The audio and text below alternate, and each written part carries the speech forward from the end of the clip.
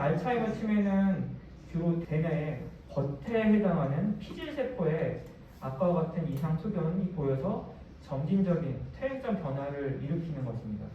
실제 알츠하이머병 환자의 뇌를 보면은 우측에서 보인 것처럼 정상인 뇌와 확연한 차이를 보이는 거죠.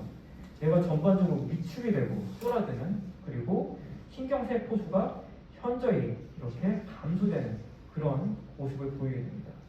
또 전체적인 모습에서도 이제 뇌가 정상적일 때는 고량, 이량이라고 하는 그 주름이 붙어 있어서 빈 공간이 없어야 되는데 지금 이 뇌는 중간에 공간들이 많이 비어 있는 걸 알 수가 있습니다.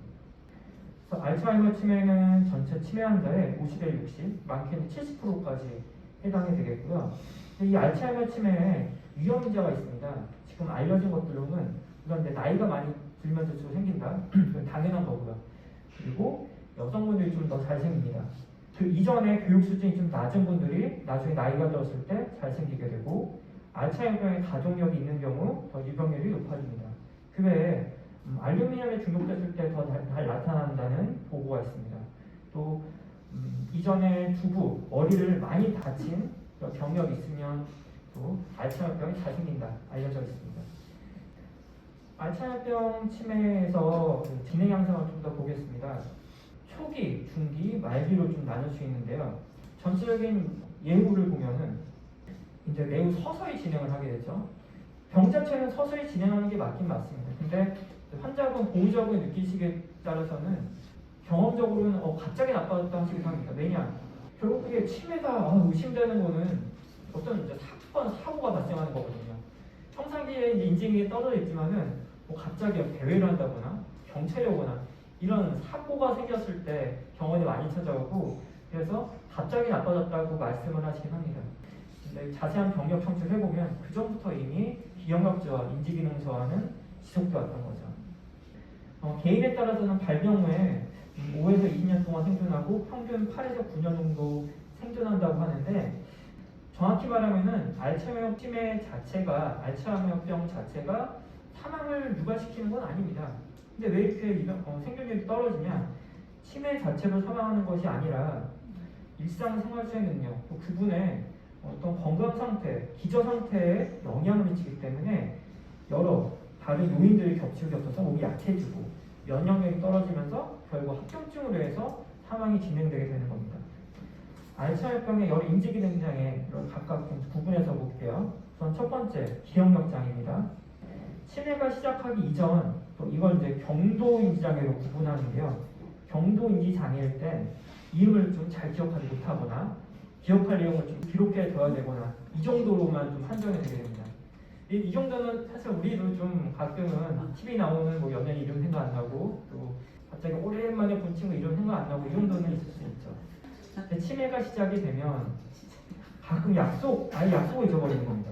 얼굴을 기억 못하고, 또 기록해둔 것이 있어도 그냥 건망증이라면 기록해둔 거를 보고서 거기에 틴트가 생겨서 전체 기억 내용을 말하고 지킬 수가 있는데, 알츠하이머 치매가 본격적으로 시작되면은 기록한 걸 봐도 내가 이걸 언제 적었지? 아예 전혀 도움이 안 되는 상황에 이르게 되는 겁니다. 그래서 이렇게 되면 어떻게 될까요? 일상생활 수행 능력에 변화가 있는 거죠. 그리고 그것이 바로 치매 진단이 되는 겁니다. 그리고 말기에 이르면 아예 방금 전 있었던 일을 기억하지 못해서 했던 말 또 하고 이런 모습을 보이고, 약속을 하는 것 자체가 의미가 없고, 아예 과거에 살고 있는 사람, 과거 얘기만 하거든요. 가족조차 못 알아보는 그런 상황이 되게 됩니다. 그 다음은 언어장애입니다. 치매 시작 전에는 단어 선택에 어려움이 생겨서 유창성에 좀 저하가 생기고 발음이 좀 또렷또렷하지 않을 수가 있습니다. 치매가 시작되면 사용하는 단어의 숫자가 현격히 줄어들고 이 사람이 좀 말하는 게 이상했다 이런 느낌이 들 정도로 문장력이 떨어지게 되는 거죠. 했던 얘기를 반복하고 복잡한 내용의 대화를 이해도 못하고 할 수도 없고 그런 모습이 되게 됩니다.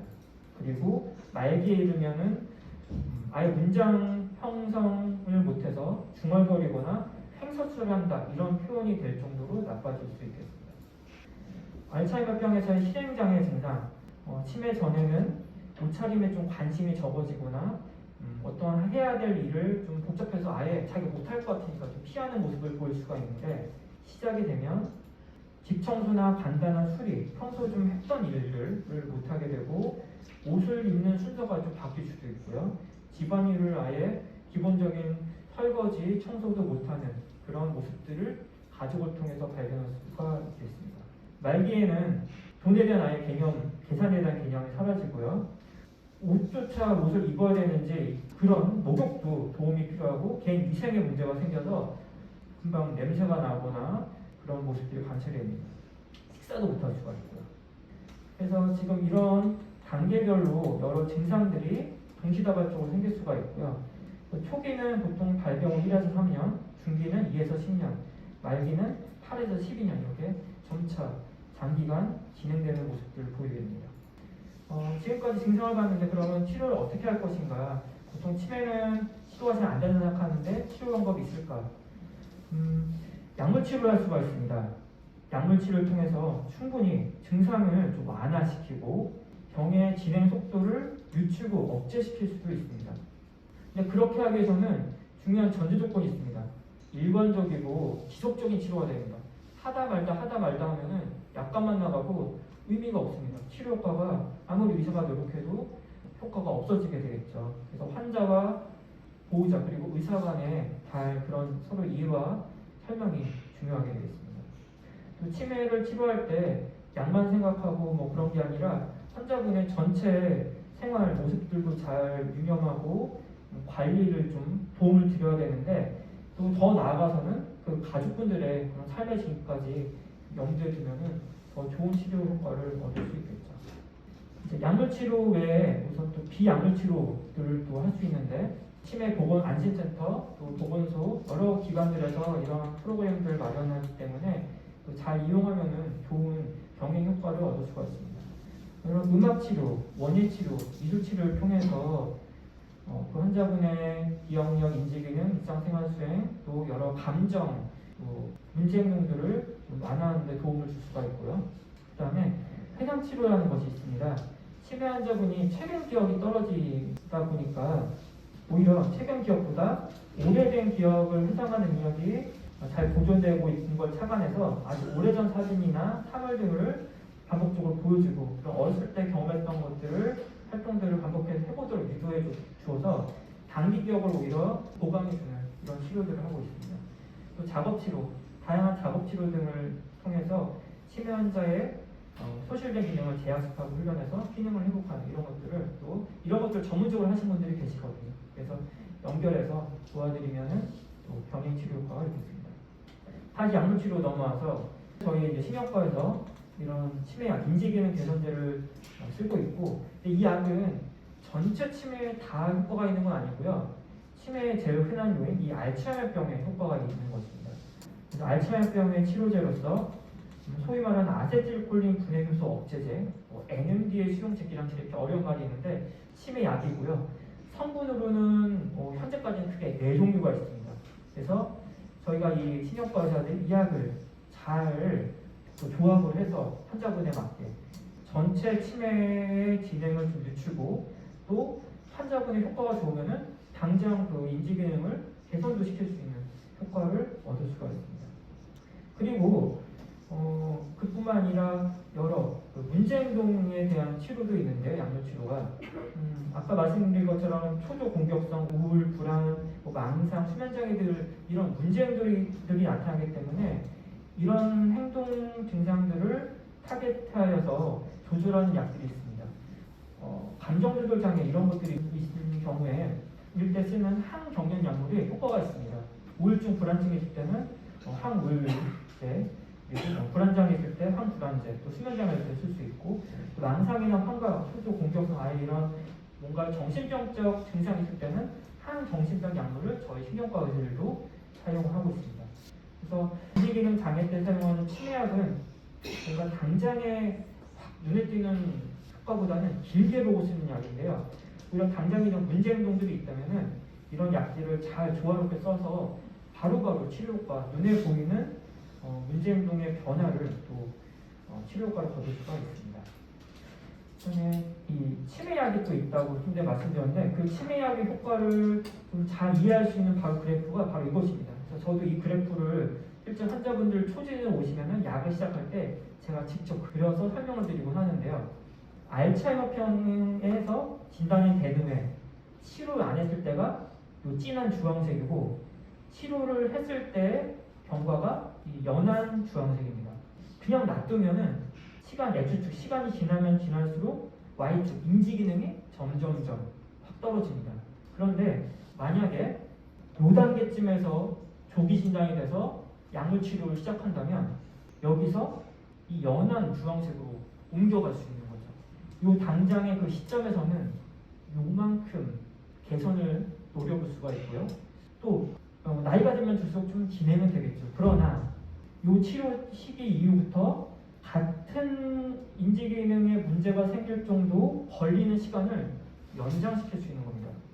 얼만큼? 이만큼. 이거는 몇 년 이상. 조기 진단에서 조기 약물 치료를 시작하면 당장의 증상 회복을 기대할 수 있고 또 하나 시간을 벌 수 있다. 그런 아주 명확한 치료 효과가 있는 겁니다. 물론 환자분마다 또 치료 효과는 조금 상이할 수 있습니다. 그렇지만 전체 평균 중독값은 분명히 이 그래프와 같이 효과를 기대할 수 있다는 것입니다.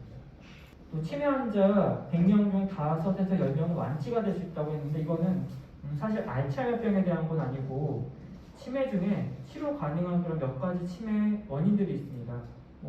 어떤 경우에는 우울증에 있을 때 치매처럼 겉모습을 보여서 가상치매라고 부르는 것도 있고 또 뇌경색에 의한 혈관성 치매는 뇌경색을 잘 치료하면은 전발된 치매 증상도 회복을 기대할 수 있습니다. 그리고 알츠하이머병 외에 다른 여러 원인 질환들에 의한 치매도 거기에 맞춤식의 치료하면은 충분히 치료 효과를 기대할 수가 있고 경우에 따라서 완치 개념의 목적도 거둘 수가 있습니다. 그렇게 하기 위해서는 우선 체계적인 치료와 관리를 해야 되겠고 그리고 이런 것들이 잘 된다면 이제 나중에 어떤 예상되는 그런 환자분의 상태, 그런 모습들 그로 인한 여러 가지 다양한 문제들을 미리 대처할 수도 있겠죠. 조기 발견을 조기 치료하면은 시간을 벌고 돈을 번다. 입소율도 감소시킬 수 있다. 5년 후에 이런 것들 아까 제가 그래프를 이용해서 설명드린 바입니다. 그리고 이제 여기까지 치료법도 예방이 아주 중요하겠죠. 예방을 하려면은 치매 위험 인자를 알고 있겠죠. 이런 것들이 있을 치매가 더 잘 생긴다. 그것만 피하면 예방할 수 있으니까. 자, 하나씩 보면 운동, 비만, 당뇨병, 고혈압, 우울증, 뇌 손상, 금연, 절주. 이건 몇 개? 8개 중에 하나도 안 걸리고 없을 것 같지만 그래도 많이 적게 해당되고 또 그 정도를 줄이면은 충분히 예방에 근접한 효과를 거두겠습니다. 이렇게 또 333으로 정리를 해보면 운동, 식사, 독서, 절주, 금연, 예방, 건강검진, 소통, 치매 조기 발견 이런 것들 잘하면 더 좋아질 수 있다. 예방이 될 수 있다. 정리가 할 수가 있고요. 네, 그래서 여기까지 예방도 간단히 좀 정리해서 말씀드렸고 제가 준비한 강의는 이제 끝났습니다. 감사합니다.